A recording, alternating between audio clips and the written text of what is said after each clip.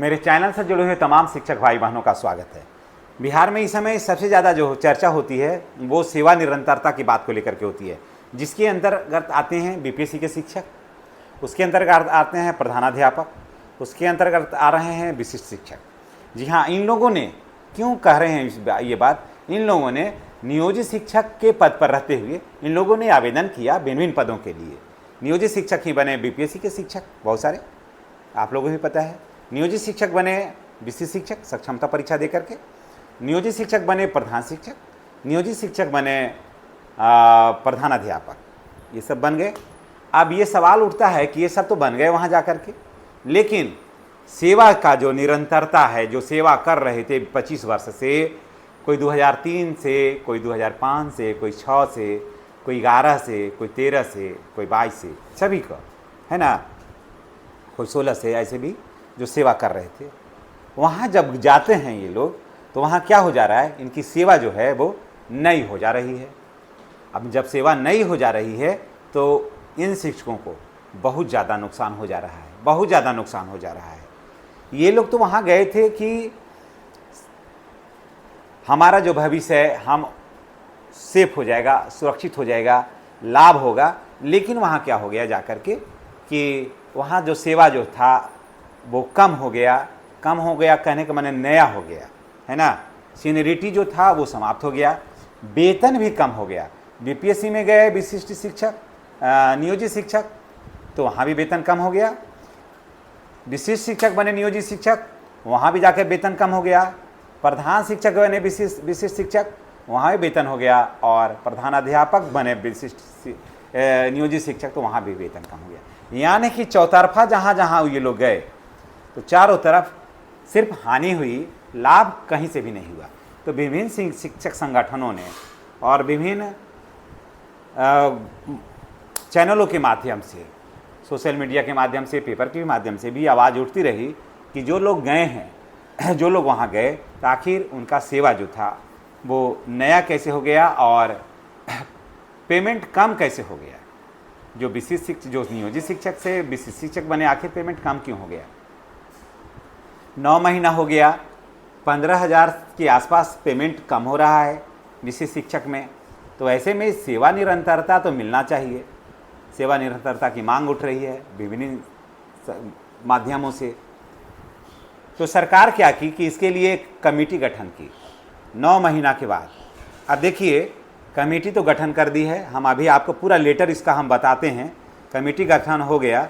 Committee जब गठन हो गया, सोचिए कि 9 महीना के बाद जब चुनाव एकदम बिल्कुल पास जाके सट गया तब, और 10 तारीख 20 यानी कि 21 से 22 दिन है, या अधिक से अधिक तो 25 दिन, मुश्किल से तो 25 दिन, 25 दिन के अंदर बिहार में चुनाव आचार संहिता लागू हो जाएगा। ठीक है, कारण कि 22 नवंबर से पहले सरकार का गठन होना चाहिए, या 22 नवंबर को तो हो ही जाना चाहिए हर हाल में। तो ऐसे में 15 दिन तक देना है इसको रिपोर्ट। कमेटी को 9 सदस्य जो कमेटी बना है उसको रिपोर्ट देना है। एक अध्यक्ष हैं, बाकी सभी सदस्य हैं। तो रिपोर्ट देना है, हम पूरा दे रहे हैं, पूरा लेटर जो है हम आपको दे रहे हैं, और आप उसको थोड़ा देख लीजिए। उसके बाद ये तय हो जाएगा कि किसी भी रहेगा। देखिए अभी क्या है, जो सबसे पहले जिसका ज्वाइनिंग डेट है वही होगा सीनियर विद्यालय में। अभी क्या हो गया है कि सबसे पुराना अभी है बिहार में, बिहार के विभिन्न विद्यालयों में नियोजित शिक्षक, जिनकी नियुक्ति तिथि 2003 से है, 2005 से है। और बीपीएससी में वाले हों या फिर विशिष्ट शिक्षक हों, इनकी सेवा बिल्कुल नई हो गई है। प्रधान शिक्षक की सेवा नई हो गई है, तो इनकी सीनियरिटी जा रही है यहाँ पर। हालांकि प्रधान शिक्षक हैं या प्रधानाध्यापक हैं तो रजिस्टर में ऊपर ही रहेंगे, ये तो नीचे जाएंगे नहीं, ये पद ही है। लेकिन उसके बाद के जो शिक्षक हैं उनकी सीनियरिटी क्या हो रही है, समाप्त हो रही है। समाप्त हो रही है नहीं, समाप्त हो गई है। तो सरकार ने इसके लिए कमेटी बनाया है। आइए जानते हैं इस कमेटी में क्या है। उसके बाद साफ हो जाएगा कि 15 दिन के बाद पूरा मामला क्लियर हो जाएगा कि सेवा निरंतरता मिलेगा या सेवा निरंतरता नहीं मिलेगा। कारण कि ऊपर किसी भी, आपने देखा होगा, चाहे प्रधान शिक्षक हों, प्रधानाध्यापक हों, किसी में भी, या बीपीएससी वाले में हो, किसी में भी सेवा निरंतरता जोड़ा ही नहीं गया है। अगर सेवा निरंतरता नहीं जोड़ा जाएगा तो ये सारे शिक्षकों को बहुत ज़्यादा बहुत ज़्यादा बहुत ज़्यादा कठिनाई होगी। अगर सेवा निरंतरता जुड़ जाता है तो विशिष्ट शिक्षक बने हैं उनको 2003 से, 2005 से, 6 से, 7 से, 10 से, 14, 15, 16 से सारा सुविधा सारा लाभ मिलेगा दोस्तों। पेंशन सहित जो भी उसमें जरा NPS और OPS का जो मैटर है ना, सब 2003 और 2005 से हो जाएगा। प्रमोशन जो अभी हाई कोर्ट में है मैटर, हो गया, फैसला हो गया कि नियोजित शिक्षकों को मिलेगा प्रमोशन वरीयता के आधार पर, यानी कि उनका 20 वर्ष हो गया, उनको 12 साल पर देना था, 8 साल पर देना था, तो ये सारा कुछ हो जाएगा। तो वहाँ पर विशिष्ट शिक्षकों को भी इसका लाभ हो जाएगा, प्रधान शिक्षक में गए हैं उनको भी लाभ हो जाएगा, सारे को लाभ होगा। अगर वरीयता नहीं मिलता है, यानी कि सेवा का निरंतरता का लाभ नहीं मिलता है, सेवा निरंतरता,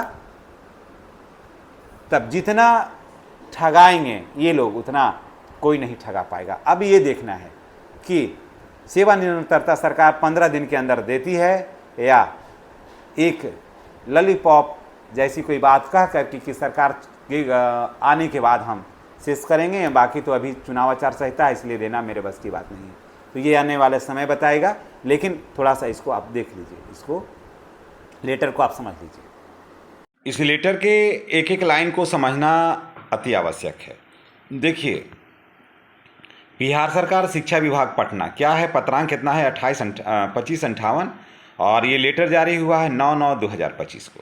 जी हाँ, वर्तमान में शिक्षा विभाग के अंतर्गत स्थानीय निकाय शिक्षक, विशिष्ट शिक्षक, बिहार लोक सेवा आयोग द्वारा विद्यालय अध्यापक, यानी कि स्थानीय निकाय कहने का मतलब यहाँ पर ये हो गया कि यहाँ पर स्थानीय निकाय से मतलब हुआ कि नियोजित शिक्षक, विशिष्ट शिक्षक जो सक्षमता परीक्षा पास करके आए हैं वो, बिहार लोक सेवा आयोग द्वारा जो शिक्षक आए हैं यानी कि BPSC से, और विद्यालय अध्यापक वही का उसी का, और प्रधान शिक्षक, ठीक है, प्रधान अध्यापक, इसमें से बहुत सारे जो थे नियोजित शिक्षक थे, के पदों पर जो है नियुक्ति हुई थी, ठीक है।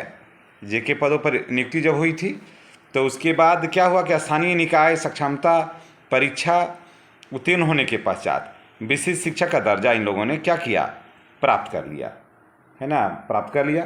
तो विभिन्न संवर्ग के शिक्षकों का अन्य संवर्ग में नियुक्ति होने पर उनकी सेवा निरंतरता, यानी कि जो काम कर रहे थे, वेतन संरक्षण, समझ लीजिएगा एक एक लाइन को, प्रोन्नति, वेतन विसंगति, यानी कि देखिए मिल रहा है, कम वेतन मिल रहा है। बहुत सारे नियोजित शिक्षक जो BPSC से शिक्षक बने वहाँ भी उनका वेतन कम हो गया, एक अभी प्रधान शिक्षक बने हैं वहाँ भी वेतन कम हो गया है जो नियोजित शिक्षक से बने हैं। उसके बाद जो नियोजित शिक्षक से फिर विशिष्ट शिक्षक बने हैं तो उनका भी कम हो गया वेतन, यानी कि जो भी नियोजित शिक्षक छोड़ करके गए हैं वहाँ सबका वेतन क्या हो गया है, कम हो गया है। उनकी आपसी वरीयता के संबंध में उनकी आपसी वरीयता के संबंध में विभिन्न संगठनों से अनुरोध प्राप्त हो रहा है।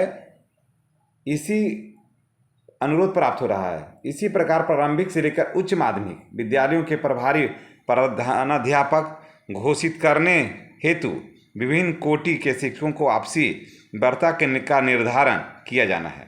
समझ रहे हैं ना कि क्या कहता है, थोड़ा इसको और भी समझ लेते हैं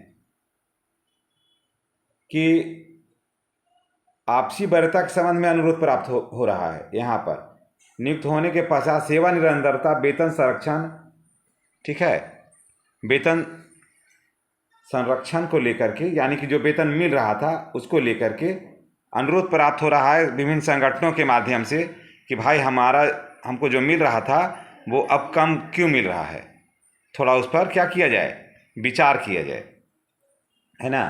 तो इसी प्रकार प्रारंभिक से लेकर उच्च माध्यमिक विद्यालय में प्रभारी प्रधानाध्यापक घोषित करने हेतु विभिन्न कोटि के शिक्षकों को आपसी वरीयता का निर्धारण किया जाना है। उपयुक्त समस्याओं के निराकरण हेतु विभाग को प्रतिवेदन समर्पित करने हेतु पदाधिकारियों का एक विभागीय समिति का गठन किया जाना है। ये पदाधिकारी जो है का एक समूह है, एक संगठन है, एक कमेटी बनी है जो समिति एक पक्ष के अंदर अपना प्रतिवेदन विभाग को समर्पित करेगी। समीक्षा उपरांत अग्रेतर कार्रवाई की जाएगी। किस चीज़ के लिए, देखिए यहाँ आइए, ये करेगा, यहाँ पर समझना है कि ये तय करेगा कि सेवा निरंतरता, ठीक है, इसी बात की सबसे ज़्यादा हो रहा है। सेवा निरंतरता मेन चीज़ यहाँ ये है। फिर वेतन संरक्षण यानी कम क्यों मिल रहा है। प्रोन्नति कारण की कहा जा रहा है कि 8 वर्ष सेवा हो जाएगा तभी आपको आगे हम देंगे प्रोन्नति, नहीं तो नहीं देंगे। फिर वेतन भी संगति आखिर कम क्यों मिला, और आपसी वरीयता कि आखिर सीनियर कौन और जूनियर कौन। ऐसे नियम है कि जो जिनकी नियुक्ति तिथि सबसे पहले होगी वही होंगे सीनियर। यही बात को लेकर के एक कमेटी बनी है, जिसमें देखिए कमेटी जो बनी है तो इसमें देखिए निदेशक हैं, एक निदेशक हैं प्राथमिक शिक्षा के, वो अध्यक्ष होंगे, है ना। और उसके बाद दूसरी बात श्री पंकज कुमार परामर्शी हैं, वो सदस्य होंगे। उसके बाद देखिए मनोरंजन कुमार निदेशक प्रशासन, ये भी सदस्य होंगे। और श्री अमरेश कुमार मिश्र संयुक्त सचिव हैं, ये सदस्य होंगे। अमित कुमार क्षेत्रीय शिक्षा उप निदेशक सहरसा, ये भी सदस्य हैं। संजय कुमार चौधरी उप निदेशक सदस्य हैं ये।